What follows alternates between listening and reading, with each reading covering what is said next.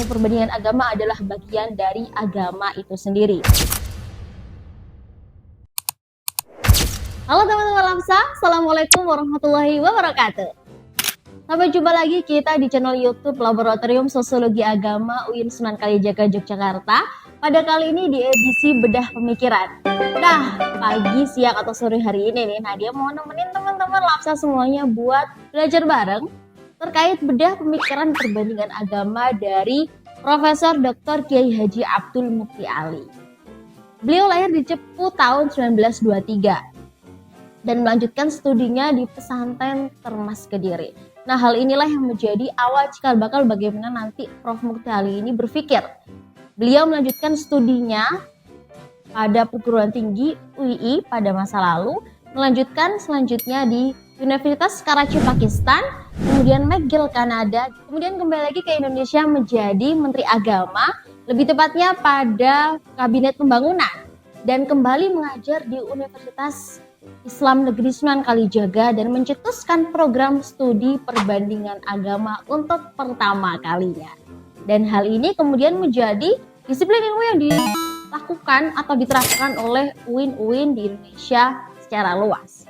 Nah, apa sih sebenarnya perbandingan agama itu sendiri ya kan? Istilah dari Mukti Ali dari diksi perbandingan agama ini lahir di Indonesia pada era 60-an. Sebenarnya nih teman-teman Lapsa, perbandingan agama itu udah ada pada era 60-an tersebut di barat, lebih tepatnya di Kanada, dengan istilah comparative religion yang kemudian dilahirkan kembali oleh Mukti Ali di Indonesia dengan istilah perbandingan agama. Nah, tapi ada perbedaan mendasar nih teman-teman antara comparative religion di barat dan perbandingan agama yang dicetuskan dan dilahirkan kembali oleh Mukti Ali di Indonesia.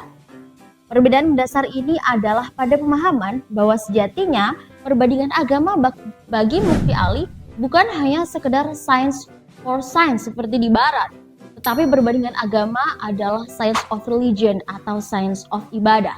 Jika teman-teman Lapsa pernah dengar kalimat kayak gini nih, kira-kira al-ilmu laisa lil-ilmi faqat lakinnal ilmu lil amal wal ibadah. Kira-kira mungkin bisa buat jadi gambaran terkait bagaimana asumsi dasar dari pemikiran perbandingan agama yang dicetuskan oleh Mukti Ali ini. Perbandingan agama bukan hanya bagian dari ilmu dan lahir untuk ilmu saja, tetapi bagian agama tidak berhenti, melainkan ia menjadi ilmu untuk ibadah. Ilmu perbandingan agama adalah bagian dari agama itu sendiri. Menurut Mukti Ali, jika seseorang ingin belajar perbandingan agama, ilmu ini harus dikaji secara holistik dan komprehensif. Artinya bahwa pembelajaran ini membutuhkan perangkat ilmu lain, seperti sosiologi, atau psikologi, filsafat, dan lain sebagainya. Menurut Mukti Ali, visinya adalah memposisikan perbandingan agama ini sebagai sarana atau pendekatan studi ilmiah terhadap agama lain, dalam rangka menciptakan kerukunan hidup antar umat beragama. Wadah studi agama yang didekati dengan berbagai rumpun ilmu ini tidak bersifat hanya mono ilmu, tetapi bersifat interdisiplinary, artinya membutuhkan kolektivitas dari ilmu-ilmu lain. Tapi ya teman-teman Lapsa, ada sedikit dilema di pembahasan terkait comparative religion. Di Indonesia dan juga di Barat, hal ini menjadi diskusi yang cukup dalam akademisi. Istilah comparative religion di Barat ini bersifat kontroversial. Mengapa? Karena sejatinya di Barat itu agama bersifat privat. Bagi mereka, agama adalah hal pribadi yang tidak bisa untuk diusik oleh masyarakat atau orang-orang lain di luar individu tersebut. Maka mereka lebih cenderung menyebutkan comparative religion ini sebagai phenomenology of religion. Tetapi bagi Mukti Ali, perbandingan agama di Indonesia ini bersifat relevan.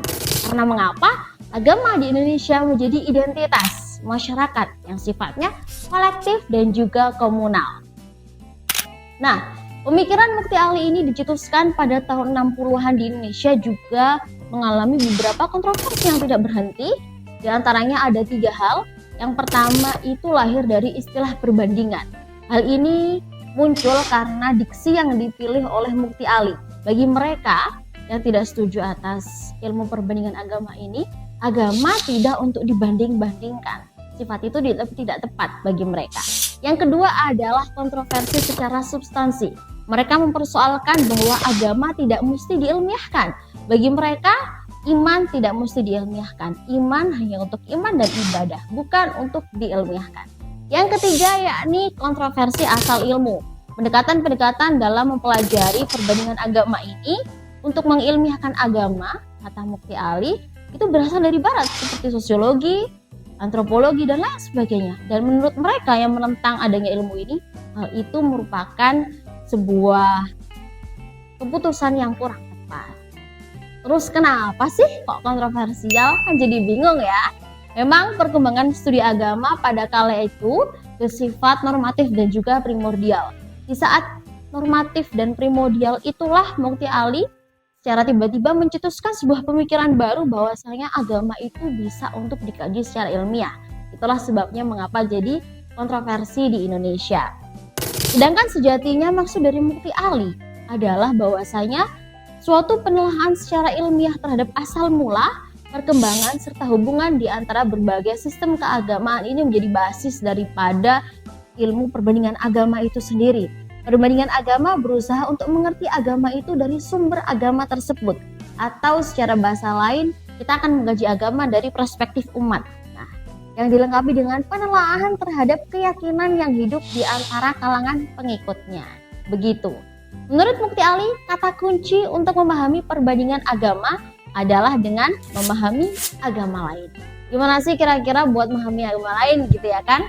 Hal ini dibagi menjadi dua. Ada yang parsial dan juga ada yang integral. Nah, kalau parsial ini pemahaman agama yang dilakukan oleh orang-orang pada umumnya, pada masyarakat umumnya. Sedangkan integral, ini yang penting, perlu beberapa syarat. Di antaranya ada 4. Yang pertama adalah intelektual. Bagi Mukti Ali, seorang intelektual harus memahami agama dengan informasi yang memadai. Menurut Mukti Ali, bahkan penting untuk seorang intelektual jika ingin mempelajari agama lain untuk memahami bahasa kitab suci orang tersebut. Contohnya seperti jika kita ingin memahami agama Kristen, maka kita bisa untuk belajar bahasa Ibrani asal dari bahasa dari kitab yang mereka miliki. Yang kedua yakni kondisi emosional yang memadai, yakni adanya feeling, partisipasi serta perhatian. Bukan sebaliknya antipati atau masa bodoh. Jika kita ingin memahami agama lain, kita harus bersifat feeling itu tadi, karena ketika ada perasaan maka akan muncul rasa cinta. Kira-kira gitu. Yang ketiga adalah diarahkan pada tujuan yang konstruktif. Mengapa? Karena dari ilmu perbandingan agama ini sendiri bertujuan untuk kerukunan umat beragama dan bukan dari perpecahan atau konflik umat beragama. Yang keempat yakni pengalaman yang luas. Artinya, mereka yang memiliki kualifikasi yang baik, menurut Mukti Ali, orang yang berpengalaman pasti bisa mengkomunikasikan pengalamannya dengan orang lain maupun sebaliknya dengan baik pula. Kemudian apa sih kira-kira faedah belajar perbandingan agama? Menurut Mukti Ali, perbandingan agama merupakan usaha ilmu pengetahuan untuk memahami kehidupan batin, alam pikiran, dan kecenderungan hati berbagai pemeluk agama. Dalam konteks demikian akan timbul rasa simpati, empati, bukan egoisme dan juga antipati. Akan ada rasa cinta, kira-kira seperti itu. Ilmu perbandingan agama berusaha mencari persamaan-persamaan antar umat beragama. Dalam poin ini perlu dicatat juga, Mukti Ali menambahkan, secara internal, ilmu ini penting atau bermanfaat bagi para pendakwah dan juga umat Islam secara internal untuk membuktikan kelebihan agama Islam dibanding agama lain. Secara internal ya, dan juga menunjukkan bahwa agama lain adalah pengantar bagi kebenaran umat Islam. Sebagai contoh, ketika kita menemukan kisah Nabi Musa atau Daud di Al-Quran, hal tersebut ternyata kita temukan juga di kitab teman-teman Kristen gitu. Jadi agama lain membuktikan kebenaran dan pengantar bagi kebenaran umat secara internal, umat Islam itu sendiri.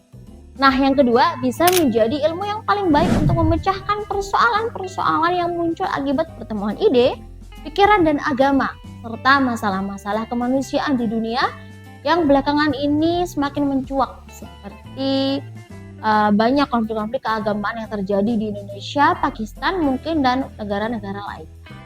Dengan perbandingan agama sebagaimana dimaksudkan sebelumnya, esensi dan formula dari agama itu sendiri tampak ke permukaan. Arti penting agama bagi manusia juga semakin menemukan formulanya. Hal ini dibagi menjadi dua, yakni secara individu dan juga sosial.